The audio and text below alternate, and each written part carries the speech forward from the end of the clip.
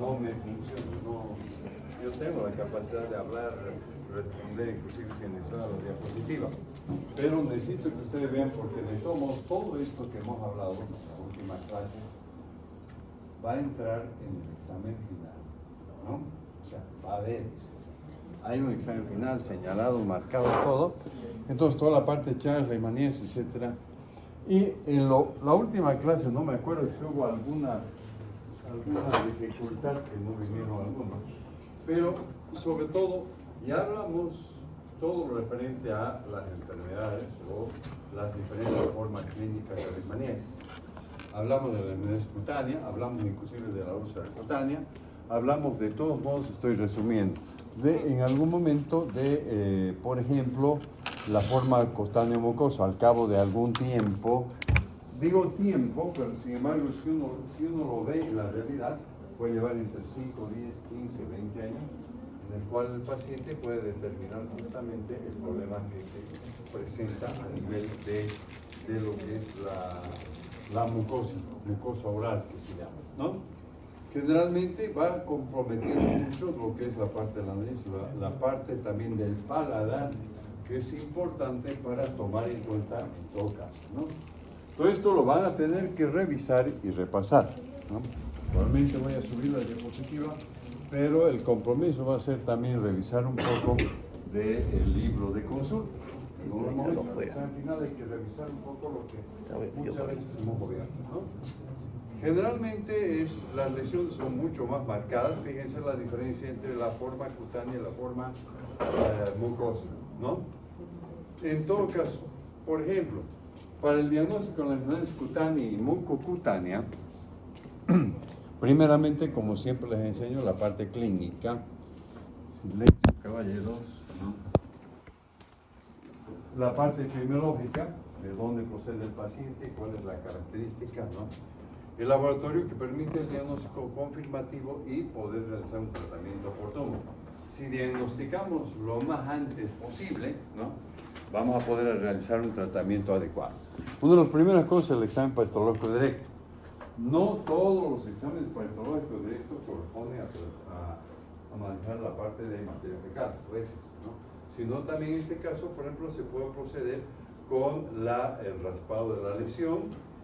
Generalmente se utiliza, esto está demostrado, escrito, un aplicador de madera que me produce un menor sangrado y puedo perfectamente penetrar yo en la lesión.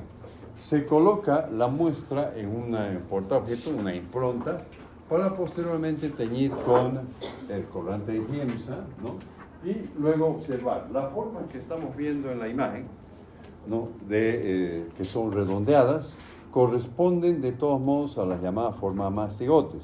Son dos formas que presenta el parásito, la mastigote y el promastigote. Lo que nosotros vamos a observar principalmente van a ser los mastigotes, ¿no? Esto de biopsia tendría que ir mucho más adelante, cuando se hace un estudio histopatológico. Pero normalmente se puede hacer también lo que es el cultivo por la aspiración. Generalmente, ¿qué es lo que está haciendo el operador? Está produciendo la limpieza, ¿no? Porque muchas de las heridas no vienen limpias, el paciente utiliza cualquier otro tipo de producto. Después se introduce una jeringa que contiene antibióticos y solución fisiológica. Se aspira, como dice por aspiración, se introduce en los medios de cultivo y posteriormente, al cabo entre unos 7, 8, 10 días, se puede observar la forma promastigótica. ¿Ya? En algunos lugares, alguna vez acá se ha hecho también, lo que es la realización de lo que se llama la intranorreacción de Montenegro. Generalmente se hace un procedimiento de obtener las proteínas, por ejemplo, de la Leishmania, o sea, lo que se obtiene. Hay otra forma de cultivo para poder desarrollar las formas, purificarlas y poder realizarlas. Generalmente se introduce debajo de la piel y posteriormente lo primero que nos va a permitir en el lapso de 48 a 72 horas ver una respuesta, un solevantamiento de la piel, lo que llaman comúnmente una roncha. Eso no solamente es visual, sino es táctil, porque se utiliza, por ejemplo, incluso muchas veces un instrumento, un bolígrafo, para ver el sobrelevantamiento, medir cabalmente, y si es menor de 4 milímetros puede verse otra causa. En cambio ya mayor de 5 milímetros se supone que puede ser por leishmaniasis. ¿Ya? De todos modos se hace también lo que llamamos las pruebas inmunológicas indirectas, ¿no? En algún momento en el examen voy a pensar si voy a poner, por ejemplo, cite 3, 4, 5 pruebas de diagnóstico de la leishmaniasis cutánea, mucocutánea. ELISA nunca falta. Se puede utilizar el test de inmunofluorescencia y el ELISA, ¿no? Después ya les hablaré. El gran problema muchas veces es en el test de inmunofluorescencia. Por una vez pedí, no por una vez, todo el año ando, ¿no? Ya, finish. Entonces, puede producir lo que llaman reacciones cruzadas. No voy a entrar en detalle, porque yo lo conozco bastante eso, pero generalmente cuando es reacción cruzada, es por decir, principalmente en nuestro medio es frecuente lo que es el paciente, muchos de los pacientes que presentan la enfermedad de Chagas son infectados cerásicos. ¿Qué es lo que determina? Que muchas veces, como la característica del parásitos de la leishmania es muy similar al Trypanosoma cruzi, entonces eso puede determinar en algún momento lo que se refiere a las reacciones cruzadas, ¿no? Mayormente en la experiencia se habla de más en lo que es la cutánea mucosa, ¿ya? Después, el PCR, muchas veces el alumno lo primero que piensa es el PCR, ¿no? Y el paciente que sale de una anémica muchas veces no puede acceder con mucha facilidad a un PCR. Entonces tenemos que pensar en el examen parcialmente directo, el cultivo por aspiración, etc. ¿Ya? También acá una muestra de lo que es el ELISA. Algunas de las diapositivas voy a ir pasando un poco más rápido para que podamos llegar o tocar los temas más importantes. El tratamiento de enfermedades cutáneas y mucocutáneas. Aquí, por ejemplo, que es importante, porque siempre pregunto tratamiento, se utilizan varios medicamentos, lo que llaman los antimoniales pentavalentes, ¿no?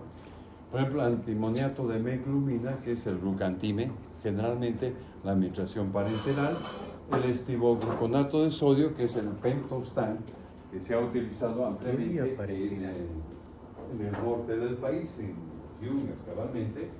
Había varios centros para poder aplicar, había mucha mayor aplicación y experiencia en relación al glucantime. Siempre otro medicamento, miltefosina, que fue digamos, probado y descubierto en 1998, ¿no? Doctor, Para eso sí, ¿qué es la vía parenteral? endovenosa Ah, o intramuscular. Ah. Eso, acostúmbrense a conocer vía parenteral, porque después Sí, que era como de parientes. Jorge Flores lo va a agarrar y muertos, como decía mi profesor. Bueno, entonces siempre para un paciente lo que estamos mostrando acá se tiene que evaluar cabalmente, medir, por ejemplo, cómo está funcionando el riñón, hígado, perfil renal, perfil hepático, hemograma transaminal, etcétera, que ayuda en todo caso, ¿no?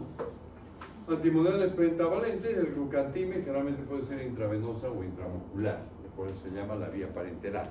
Realmente 20 miligramos kilogramo peso, ¿no? Se va dando una dosis diaria de acuerdo al kilo peso y de acuerdo al tipo de lesión, ¿no? Máximo se coloca 3 ampollas en estos casos, aunque después cuando ya se ve una forma mucosa vamos a ver que sin dosis tope puede ser mayor, ¿no? También acá para mostrar que se ha hecho mucho lo que es la inyección intradérmica, intralesional, dependiendo del tamaño de la úlcera. Si la úlcera mide menos de máximo 3 milímetros, se puede aplicar. Si es más grande, no va a dar respuesta, ¿no?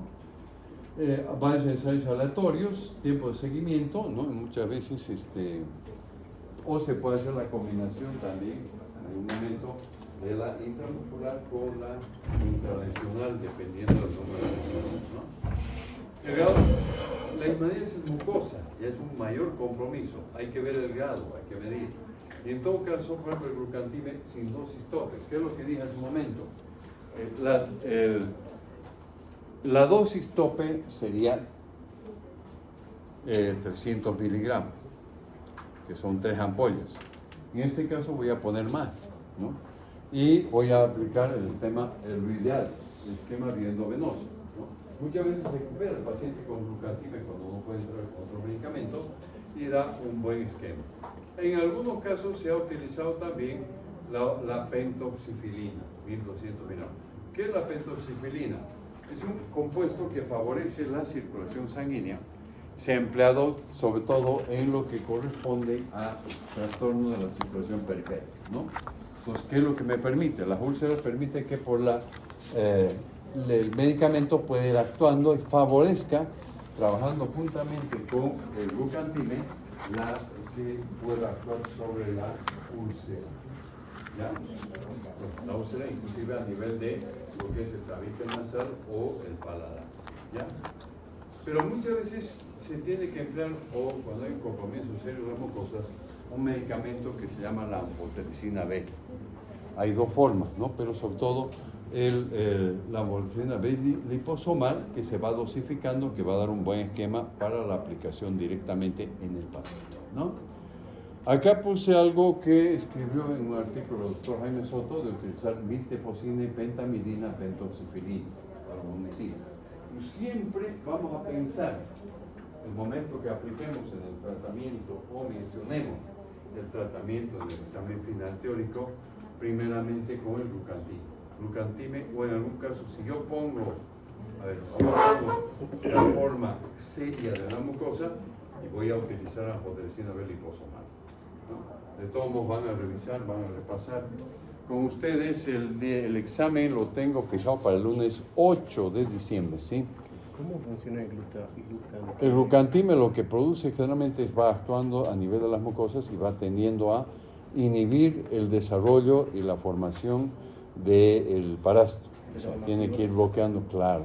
Inclusive permite o puede ir destruyendo los macrófagos, pero generalmente lo que se inhibe la formación y el parásito, al no producir un fenómeno necrótico, va permitiendo, no va destruyendo las células y va produciéndose una cicatriz. Se va cerrando la herida, ¿no? Hay un procedimiento más largo porque bloquea también los canales de calcio, pero no estoy preguntando, no quiero entrar en mecanismos de acción porque alguna vez pregunté mecanismos de acción. Después la parte de la termoterapia que se ha visto en el momento de aplicación de calor local, generalmente se va procediendo en base a un periodo de electrodos a 50 grados, periodo de 30 segundos, cabalmente, en los cuales se puede evidenciar una respuesta, ¿no? Listo. Después, la cutáneo difusa, la forma, está determinada por el agente etiológico, la Lempania amazonensis. Lesiones cutaneas y eventualmente el mecanismo inmunológico no está actuando debidamente. Entonces, lesiones difusas que pueden disminuir la inmunidad, una lesión clínica inicial o lesiones papulosas. Muchas veces esto se puede confundir con otra enfermedad que es la lepra, o sea, la forma lepromatosa, ¿no? Es muy similar, de acuerdo a hay que hacer diagnóstico diferencial. Muchas veces esto también, y podría pensarse en otro tipo de diagnóstico. Alguna vez, por ejemplo, cuando uno observa eso, primeramente tiene que descartar que no se trate de un tipo de melanoma, ¿no? Y por otro lado, el antecedente, si no es un paciente que se ha infectado de una lepromatosis. La animal cutánea del viejo mundo. Estoy tratando de avanzar más rápidamente para que podamos tener una visión, ¿no? No da para hacer otra clase, ni idea. Entonces yo tengo que dar la visión porque no sé si por razones de solicitar de una hora o qué, pero nos atrasamos un poco, ¿no? Pero se va a cubrir. En general, las especies, no voy a meter muchos detalles, Mania trópica mayor, Mania tópica. La enfermedad produce generalmente, se conoce como botón de oriente tipo seco o botón de oriente tipo húmedo, de acuerdo al tipo de ulceración, ¿no? Generalmente las lesiones se encuentran en partes expuestas del cuerpo, pero no desarrolla una forma mucosa. La lesión puede quedar en la cara, en las extremidades, ¿no? Y esa pápula o ese nódulo es mucho más reducido, en cierta forma. Y sobre todo, endémicamente se puede encontrar, por eso se habla del viejo mundo, porque corresponde a la parte del Medio Oriente, ¿no? Irán, Irak, Emiratos Árabes Unidos, etc., ¿no? En la forma húmeda, el compromiso linfático se puede observar. La úlcera se puede extender gradualmente y se profundiza, pero mucho más, es más benigna que la forma cutánea, obviamente. El diagnóstico, el examen patológico directo, el cultivo por aspiración, exámenes inmunológicos, no hay ningún problema en lo que puede ser. Sobre todo hay el Instituto Carlos III de España ha trabajado mucho con la parte de la leishmaniasis cutánea del viejo mundo y también ha hecho los estudios de leishmaniasis visceral, ¿no? Tratamiento, los pentavalentes, el tibogluconato de sodio, no hay ningún problema al respecto. La leishmaniasis visceral era donde yo quería llegar un poco, ¿no? Generalmente hay una infección destinada a vísceras, no hay lesión ulcerativa. Y hay tres especies, por ejemplo, Leishmania infantum y Leishmania chagassi. Acá yo puse que Leishmania chagassi es responsable de la leishmaniasis visceral en América. Pero se ha visto también en algunos estudios que Leishmania infantum puede encontrarse en la India. Se dio el nombre de Kalasar, ¿ya?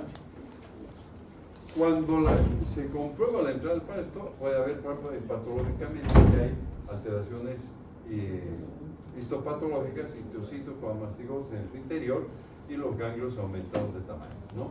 Lo importante en este caso va a afectar a los órganos, por ejemplo, lo que es vaso, hígado, médula ósea, ganglios linfáticos, ¿no? Acá va a haber un factor también que va a influir dentro de la fagostosis, dentro del factor de los neutrófilos, que en algún momento, de acuerdo a los estudios clínicos histopatológicos, se puede ver, por ejemplo, la relación en cuanto a la producción de la forma cutánea o la forma visceral, ¿no? El factor, por ejemplo, de lo que es la parte inmunológica, CD4, CD8, etcétera, es importante para tomar en cuenta, ¿no? Los órganos activos que vamos a ver, voy a pasar un poco por alto, el compromiso del sistema inmune, que muchas veces se puede tomar en cuenta que sea otro tipo de afección. Entonces, en todo caso, por ejemplo, la parte de la inmunosupresión, la parte de la deficiencia de inmunidad que puede afectar sobre todo en pacientes adultos o niños, ¿no? Activación prolinconal, hiperglobulinemia policlonal, lo que va a determinar un síndrome inflamatorio sistémico o en un momento, esta primera etapa en lo que es la deficiencia de inmunidad efectora, prueba Montenegro negativa también o disminución de los linfocitos, puede ser reversible dentro del tratamiento. Y me voy a adelantar, muchas veces la forma de la leishmaniasis visceral mucho más agresiva, mucho más grave, y puede ser muchas veces un factor en el cual se pueda pensar de una segunda oportunidad, porque puede ser una leishmaniasis, en un síndrome mieloproliferativo, ¿no? La enfermedad tiene un periodo de 4 a 10 meses, la manifestación de clínica, vaso, hígado aumentado de tamaño, adelgazamiento, anemia, leucopenia, trombocitopenia. Yo tengo aquí un dato que no lo cambié porque fue, digamos, facilitado por un médico que trabaja en la parte de leishmaniasis en Brasil, ¿no? Entonces hubo una reunión, por ejemplo, que es fiebre, esplenomegalia, hepatomegalia, linfadenopatía. ¿Qué significa? Aumento de tamaño de los ganglios. Puede haber periodos de diarrea, palidez, adinomia. Y muchas veces hay epistaxis o petequias. Inicialmente en un paciente se puede pensar que se trate de otra enfermedad, un cuadro leucémico. Hay que ver la parte epidemiológica. Y muchas veces el diagnóstico va a ser diferente, porque no vamos a buscar la lesión, vamos a ver después dónde, aparte de los signos clínicos, ¿no? Y muchas veces, por ejemplo, la enfermedad se puede sumar enfermedades, o sea, lo que es con infección, tuberculosis, neumonía, disentería bacilar, etc., ¿no? En este caso, diagnóstico mucho el clínico y el diagnóstico diferencial, ¿no? La parte epidemiológica, donde el paciente está en un área endémica para leishmaniasis visceral. El laboratorio.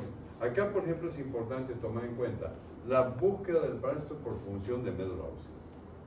Las improntas se hacen los extendidos y se busca la forma, ¿no? Puede funcionar la intrademulación de Montenegro.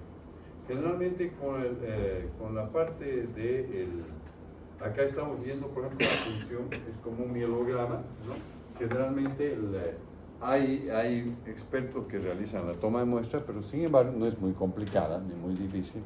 Pero muchas veces en nuestro medio se acude al hematólogo que tiene experiencia en las funciones justamente de medular, ¿no? No se puede, a ver, no se puede funcionar frecuentemente lo que es hígado y vaso.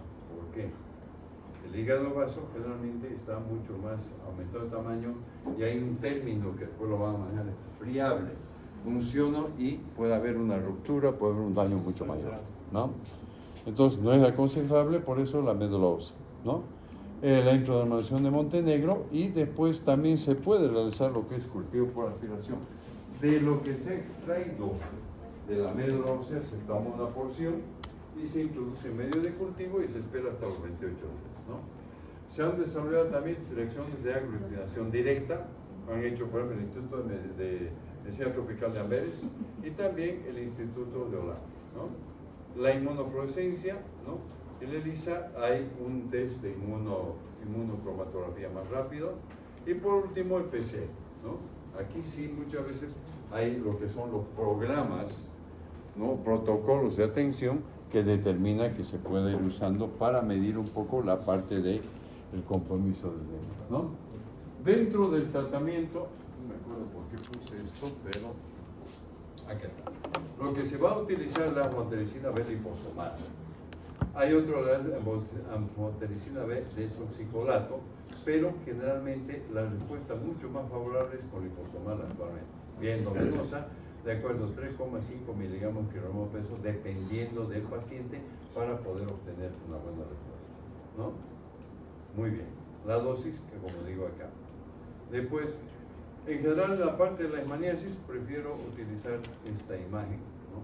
Muchas veces en la leishmaniasis visceral los perros son reservorios importantes, ¿no? Acá, una de las primeras diapositivas que mostré, la triada epidemiológica, el paciente que ingresa al área selvática desarrolla una vivienda más precaria, el migrante, ¿verdad? Migrante que viene del área occidental, llamaremos, o de la parte por ejemplo, del departamento de, puede ser Chuquisaca, Oruro, Potosí, La Paz. Entonces, generalmente ven a las partes de los climas tropicales y le llaman la atención los animales. Y muchas veces los animales son reservorios de la leishmaniasis, y esto permite que el vector pueda tomar contacto y picar. Y aquí estamos hablando justamente de la gente, la forma promastigote que está ingresando dentro de un macrófago. Las condiciones que favorecen el individuo que entra muchas veces para la recolección del palmito, la castaña, etc., no tienen las condiciones, hacen la extracción, están dentro de la parte selvática. En un momento inclusive se hablaba, ¿por qué se mencionaba la ósea de los chicleros? Porque los individuos en un momento ingresan o ingresaban en su tiempo a extraer la goma en el departamento del Beni, y después calentaban eso y formaban una palabra que fue chicle. Después eso era lo que permitía, digamos, la exportación de la goma en años anteriores. Pero sin embargo muchas veces persisten eso, entran a las áreas, cuando el hombre ingresa por los recursos, porque el hábitat normal de los vectores es acá, ¿no? Pero si entramos, lógicamente toma contacto o el vector busca mejores vías, ¿no? Las condiciones muchas veces naturales, las inundaciones, el fenómeno del Niño, por ejemplo, condicionan que se incremente la población de vectores, ¿no? La prospección petrolera, porque acá vienen y entonces va ingresando el hombre. Hablamos de lo que es, por ejemplo, los individuos que realizan sus actividades en áreas boscosas o endémicas para demandar. ¿Ya? Voy a hablar un poquito de toxo. No creo que dé mucho para que podamos.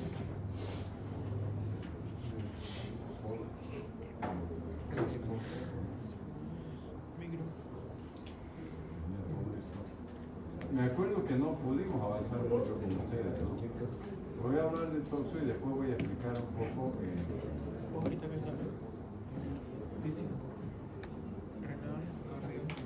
Voy a pasar por alto la parte morfológica, porque lo que más me interesa es La toxoplasmosis, que cabalmente es una excepción al momento, ¿no? La infección producida por el Toxoplasma gondii, ¿no? Protozoario intracelular de la circular Coccidia, que el hombre inmunocompetente desarrolla un cuadro muchas veces asintomático o leve.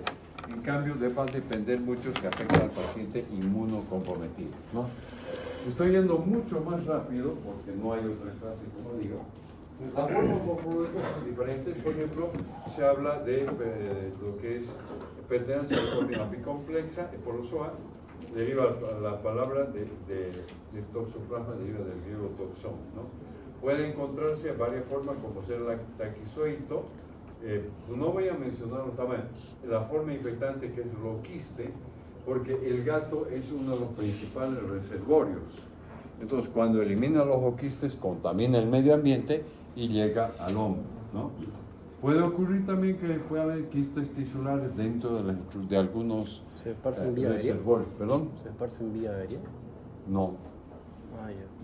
No vaya a haber como no por ver, no. Generalmente debe haber contacto o la vía, por vía oral principalmente, ¿no? Entonces, generalmente el ciclo de vida yo puse, no lo he querido cambiar al año, creo que voy a cambiar. El gato, ¿no? Que es justamente el principal reservorio en el cual va a tomar, muchas veces puede encontrar animales domésticos, la importancia de la mujer que se infecta que de la toxoplasmosis con él. En el gato, por ejemplo, hay pulso quistes y en los mismos gatos se infectan porque se introduce por vía oral y se produce una fase de reproducción asexual. Posteriormente, el hombre, por ejemplo, puede infectarse por vía oral, por la ingesta de oquistes, ¿no? Y muchas veces puede haber, por ejemplo, los alimentos, carne con quistes tisulares o carne mal cocida. Hay muchas enfermedades que van a proceder a través de la vía oral, ¿no? El oquiste ingerido se origina en la primera forma, los taquizoitos, que van a lograr invadir las células, ¿no? Y van a dar origen principalmente a quistes con bradizoides. El feto se va a infectar cuando la madre adquiere la infección en el curso del embarazo, ¿ya? Acá tenemos, voy a pasar esto. Los porozoitos van a penetrar dentro del organismo y muchas veces se puede realizar un ciclo incompleto o intermediario, ¿no? Después, esto vamos acá, entra a la célula fagocitasa y se multiplica rápidamente.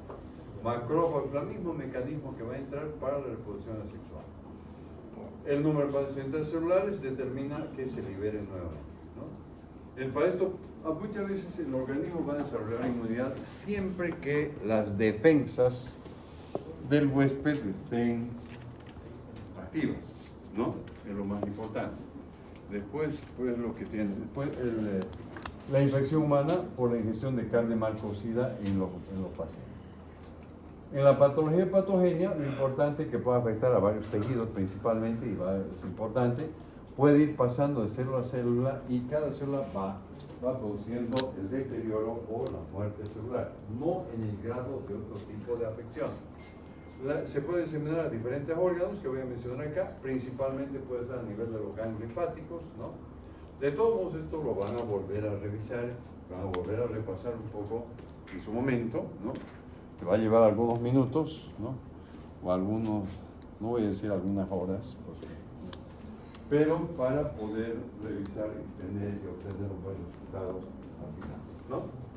Posteriormente, generalmente hay varios órganos, los ganglios, aumentado de tamaño. Cuando llega al corazón, el sistema musculoesquelético no produce un daño importante. Sistema nervioso central sí, con un paciente inmunodeprimido, ¿no? Globo ocular, muchas veces frecuente que pueda presentarse. En el embarazo sí, pues diseminación hematógena que puede afectar la placenta y el corium y la membrana, ¿no? La forma clínica, tengo acá, toxoplasmosis adquirida, aguda grave, linfática, ocular, etc., ¿no? Después, generalmente la forma aguda, voy a tener que pasar un poquito más rápido, ¿no? Periodo de incubación, 5 a 18 días, va a comprometer los ganglios, puede haber un compromiso muy ligero, un cuadro febril en general, y después lo que es sudoración, astenia, etc. La ganglional es la más frecuente, ¿no? forma más común que realmente puede presentar ya sea en niños y jóvenes, ¿no? Puerta de entrada a la vía orofaringe, ¿no? El cual sigue con astenia, decaimiento, no compromete mucho. La forma ganglionar, cervicales, axilares, etc. Voy a pasar por alto esto, ¿no? La toxocular, causa importante, muchas veces, aunque no haya una inmunodepresión, aparece en cualquier edad y en muchos casos puede ser causa de una infección ciática. Está latente y después va a comprometer toda la parte ocular, ¿no? Y la forma aguda disminuye brusca la visión, fenómenos inflamatorios, se ve eso en el paciente, de un momento a otro disminuye y también coincide con lo que es el aumento de tamaño del grano, ¿no? Ya se ve, puede llegar a un desprendimiento en la retina, lo cual compromete mucho, pero de fondo tiene que haber también un sistema, o sea, el sistema inmunológico que no esté totalmente respondiendo adecuadamente, ¿no? La toxoplasmosis congénita, primera infección durante el embarazo, rara vez es sintomática. Por eso que necesariamente se tiene que hacer un estudio. Toda mujer embarazada necesariamente tiene que realizarse lo que es, por ejemplo, los estudios para Chagas y para toxoplasmosis, ¿no? La infección generalizada aguda y grave, infección de graves durante el embarazo. Esto ya estoy hablando cuando, por ejemplo, ya compromete al nuevo ser. Por ejemplo, la encefalitis. Después el niño nace con una encefalitis, que es la parte grave, ¿no? Después, en un momento, el niño puede nacer con algunas alteraciones, lo que llama la típica tirada de Sabin, una hidrocefalia, que es el líquido cerebral, calcificación cerebral y coriorretina, ¿no? Después, la inmunosupresión es importante tomar en cuenta donde hay un compromiso cerebral de la toxoplasmosis y eso se va relacionando con el recuento de CD4 y CD8, ¿no? Después, algo que quiero hablar, el diagnóstico, de difícil demostración del parásito necesariamente es por examen parasitológico, ¿no? De demostración indirecta del toxoplasma, donde y se detectan la parte de anticuerpos, inmunoglobulina M y inmunoglobulina G, ¿no? Clínicamente se sospecha, se realizan las pruebas, se evalúa con el paciente, muchas veces requiere hacer dos o tres estudios. Generalmente, el laboratorio, por ejemplo, lo que realiza es toma una muestra de sangre del paciente y para realizar la prueba va a tomar en cuenta diferentes concentraciones de las muestras que se traducen en títulos. De los títulos más bajos se llama reacción presente, pasado muy reciente, y cuando va elevándose hay que verificar y a veces realizar dos o tres pruebas del paciente, dos o tres para poder diagnosticar. Cuando es muy elevada ya determina una infección activa. La prueba lisa también, o sea, muchas veces la prueba lisa me detecta con mayor facilidad lo que es las inmunoglobulinas, ¿no? Voy a ir directo al tratamiento. En el tratamiento, por ejemplo, de elección se ha utilizado lo que es pirimetamina con sulfas absorbibles. Pirimetamina o daraprim, tableta de 25 miligramos, dependiendo se da dosis inicial de 100 o 200 miligramos, ¿no? En paciente con VIH se tiene que dar una mayor dosis, ¿no? Eso se combina con sulfonamidas, sulfametacina, sulfadiazina, etcétera, ¿no? 75 miligramos y luego posteriormente, siempre en este caso, se tiene que administrar también lo que es el ácido fólico para evitar, por ejemplo, la alteración de la serie roja, ¿no? Dosis sostenida, daraprim, retinocolitis, aparte de la utilización de la daraprim, sulfametoxacina, hay que administrar lo que es corticoides, ¿no? Muy bien. Tratamiento perfectamente. La epiramicina en el caso de la mujer embarazada por el riesgo de producir malformaciones. ¿Ya? Muy bien. Paciente con VIH, lógicamente mayor compromiso, ¿no? Ahora, la infección de oquistis con mecanismo de infección presente en carnes crudas o mal cocidas, ¿no? A través de la placenta. Bueno, algo que, por ejemplo, hay un tema de enfermedades producidas por amenazas de vida libre que creo que no voy a tomar en cuenta, hay que repasarla, hay algunos aspectos, es una de las enfermedades que pensaba hablar frecuentemente, pero es mucho más, después lo que me interesa un poco, que también hablamos de lo que es, este es un compromiso mucho mayor, hablar por ejemplo de lo que es la verdad que hubiera necesitado unas dos clases. Después tricomonas vaginales, que entra dentro de las paratosis producidas, los paratosis tisulares por protozoario, ¿no? Infección producida por un protozoario predomina generalmente en mujeres, un protozoario flagelado, ovoide, ¿no? Generalmente solamente se presenta en la forma de trofozoito. Algo característico es que la transmisión se hace por contacto íntimo, no hay otro, ¿no? El contacto del tipo sexual el hombre muchas veces puede ser bastante reservorio importante, ¿no? Único huésped, localizar en la glándula prostática, generalmente en el ciclo de vida la infección transmitida por trofozoito, contacto sexual, no hay otra forma, ¿no? Y en un momento el trofozoito va a fijarse a las membranas en la mujer, en la región genital, por ejemplo, y utiliza algunas enzimas, ¿no? Va a depender mucho del pH vaginal menor, para esto causa una secreción abundante, una leucorrea que se llama, ¿no? Que puede ser producida por otro tipo de agentes, por ejemplo, por cándida principalmente. Las manifestaciones clínicas, abundante leucorrea, periodo de incubación de 4 a 28 días, y muchas veces la mucosa es muy sensible al contacto, y lo que se llama causa de la dispareunia. ¿Qué es eso? Cuando, por ejemplo, la mujer tiene relaciones, no son relaciones dolorosas, por eso justamente es lo que se llama por la presencia. En cuanto al hombre, puede haber una infección subclínica, muy rara vez determina síntomas, ¿no? La tricomonasis puede ser responsable de morbilidad más que mortalidad.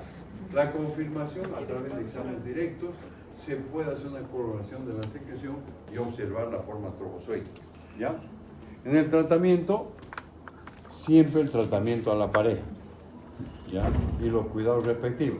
En todo caso, por ejemplo, las embarazadas sintomáticas es preferible usar el tratamiento, pero hay que evaluar a la paciente, ¿no? Generalmente en tratamiento tenemos los mismos medicamentos que hemos mencionado, los 5, nitro y nidazol.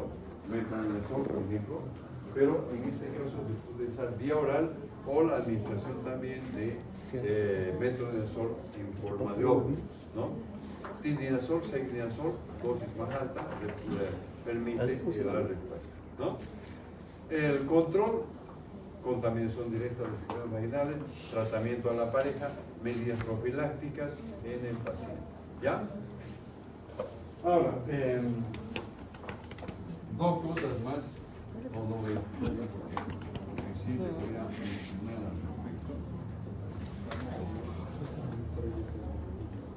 Sí. No te veo. Te veo durmiendo. Lo que hemos visto en la parte práctica, que es la parte de lo que es, primero, artrópodo vector de enfermedades. No vamos a entrar mucho en la parte morfológica, lógicamente, porque ya es donde mayormente vamos a abocarnos a eso, que no es nada complicado. ¿Cuáles son las principales enfermedades transmitidas por los vectores? Por ejemplo, la parte de los mosquitos, los Culex, Aedes, Anopheles, Mansonia, por ejemplo, ¿no? Después hablar de, perdón. Estoy pensando en vuelta. ¿Ah? Son los parásitos. Entonces, no, pero también, por ejemplo, o sea, como en una primera o segunda clase hablamos de los ectoparásitos. Y ahí cabalmente hablamos, por ejemplo, de lo que era la importancia de los ectoparásitos que afectan externamente de la piel. Por otro lado, después hablo un poco de lo que es, por ejemplo, el Sarcoptes cariense, que produce, o sea, ya son las enfermedades. No, antes vamos a hablar, hemos visto leucemia, después rebozo. Hay otra parte que de todos modos la van a revisar, que se refiere, por ejemplo, a la importancia de la transmisión, por ejemplo, de el caso de los pedículos, el pedículos corporis, que generalmente es responsable de la transmisión del tifus exantemático epidémico, ¿no? Es muy fácil eso, en 2 palabras lo pueden leer. Y también, por ejemplo, hablar de la importancia, por ejemplo, en el caso de las pulgas, la Pulex irritans y la Pulex las Xenophila Chopis, que generalmente son agentes que pueden transmitir la peste bubónica. No sé si han estudiado eso en microbiología. Los artrópodos van a ser solamente enfermedades. Mayormente me aboco por morfología, no, o sea, no es... Mayormente entramos ya en otro detalle en la parte teórica, no entraremos en... Plasmodium tampoco son. En Plasmodium, malaria, hay patogenia, hay diagnóstico, hay manifestaciones clínicas que No hemos era visto. movida. ¿Sí? No era movida. Hemos visto todo eso. En la Leishmania también, algunas manifestaciones. Hemos visto malaria. No, si no hemos visto ya ya. Malaria. Claro, malaria o paludismo hemos avanzado. Hemos hablado de Trypanosoma cruzi. Hemos avanzado, ahora me consta la parte de España. Por otro lado, en la parte de... hay otros que son, digamos, enfermedades producidas por artrópodos. Hablamos de lo que es los ácaros. Hablamos también en un momento que enfermedades pueden ser transmitidas, como por ejemplo la fiebre de las montañas rocallosas por las garrapatas. En el otro caso tenemos, por ejemplo, también lo último que di fue referente a lo que es, por ejemplo, las escolopedras, en algún caso los escorpiones y las arañas, la licosa y la Latrodectos magna. Hay, por ejemplo, en cuanto a los tratamientos, son tratamientos sintomáticos, analgésicos, corticoides, antihistamínicos, ¿no? Que es lo que se va dando. En algún momento, por ejemplo, si se puede contar con lo que son los sueros por ejemplo, para escorpiones. Muchas veces en el Instituto Butantan en Brasil preparan todo eso. Silencio. No, después voy a tener el próximo 2026, no creo, digan, no, escuchen lo que estoy hablando, si no están muy distraídos, y en dos palabras. Pues. Entonces, esa es la parte, he tenido que transmitir en esta forma, porque para poder revisar todo eso me llevaría por lo menos unos 40 minutos. Entonces, esa parte no la he podido hacer, pero de todos modos repasen un poquito. Voy a subir la parte de las diapositivas en el transcurso de estos días. El examen está fijado para el día 8 de diciembre. No Sí. Ayer lo pillé al doctor Claro en la fotocopiadora y me dijo que fue a registrar el 8 ese día y que si puede usted ver, porque parece que los dos registraron el mismo día. Ajá, el 8 de diciembre al final. Porque él dice que ya lo fue a registrar y que ya Hace hartísimo, dice. no sé si es que puede No me diga porque me está produciendo un malestar. No, pero usted ya le pregunté No, perdón, malestar. Porque yo he ido con tiempo y he escrito. Mañana yo voy a venir a la universidad, no tengo clases y voy a aclarar eso. No tengo ningún problema, yo bien con el doctor Claro, ¿no? Pues si no, no voy a acabar no tomando el examen. O van a tener que hacer 2 exámenes el mismo día, no queda otro. No hay forma, ¿no? O sea... No, pero es para que no tome en consideración los dos, porque yo igual hablé con el doctor Claro y dijo que iban a hablar o algo así. Ajá, dijo que iban a hablar, Pero yo le pregunté El día lunes 8. Bueno, habrá que mover para el 9 o 10. No hay muchos días. No piensen que va a ser una semana. Máximo tendría que... Mañana voy a arreglar. ¿Cuándo? el viernes 5. Hay cambio oficio.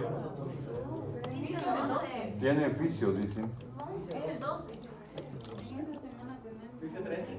Pero es más. A ver, déjenme que mañana en la tarde, a partir de las 2:30, lo pueda ver. La verdad es que yo estaba confiado en eso, pero hice anotar, registrar, pero parece que no hay mucha forma de eso. Pero doctor, si usted fue el primero que lo registró, ¿no se le van a dar beneficio a usted y a... Capaz de que no, pero no. O sea, no, yo siempre soy positivo, pero voy a ir mañana a conversar y veremos. Si hay alguna modificación, a conocer el 13 damos. El último día, ¿no? Después de difícil.